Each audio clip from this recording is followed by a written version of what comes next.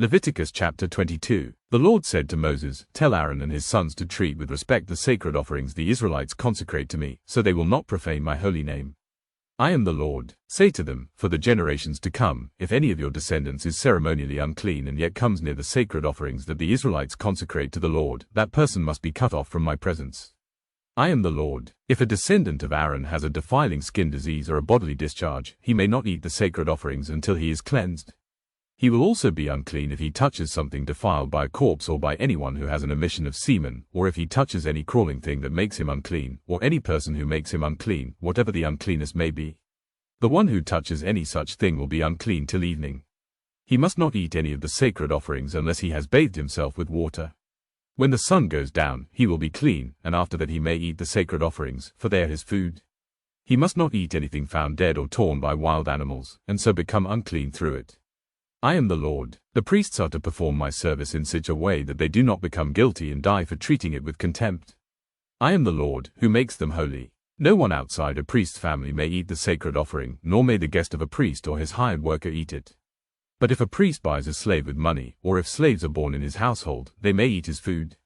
If a priest's daughter marries anyone other than a priest, she may not eat any of the sacred contributions. But if a priest's daughter becomes a widow or is divorced, yet has no children, and she returns to live in her father's household as in her youth, she may eat her father's food. No unauthorized person, however, may eat it. Anyone who eats a sacred offering by mistake must make restitution to the priest for the offering and add a fifth of the value to it. The priests must not desecrate the sacred offerings the Israelites present to the Lord by allowing them to eat the sacred offerings and so bring upon them guilt requiring payment. I am the Lord, who makes them holy. The Lord said to Moses, "Speak to Aaron and his sons and to all the Israelites and say to them, if any of you, whether an Israelite or a foreigner residing in Israel, presents a gift for a burnt offering to the Lord, either to fulfill a vow or as a freewill offering, you must present a male without defect from the cattle, sheep or goats in order that it may be accepted on your behalf. Do not bring anything with a defect, because it will not be accepted on your behalf. When anyone brings from the herd or flock a fellowship offering to the Lord to fulfill a special vow or as a freewill offering, it must be without defect or blemish to be acceptable.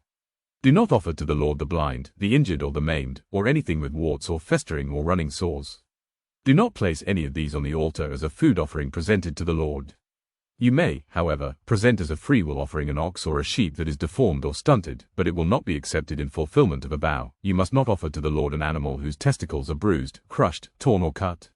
You must not do this in your own land, and you must not accept such animals from the hand of a foreigner and offer them as the food of your God.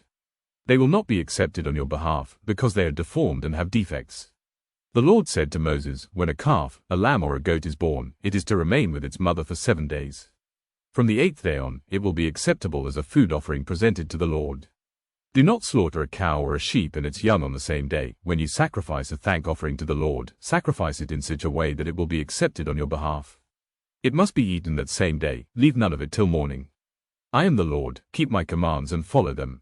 I am the Lord, do not profane my holy name, for I must be acknowledged as holy by the Israelites. I am the Lord, who made you holy and who brought you out of Egypt to be your God. I am the Lord.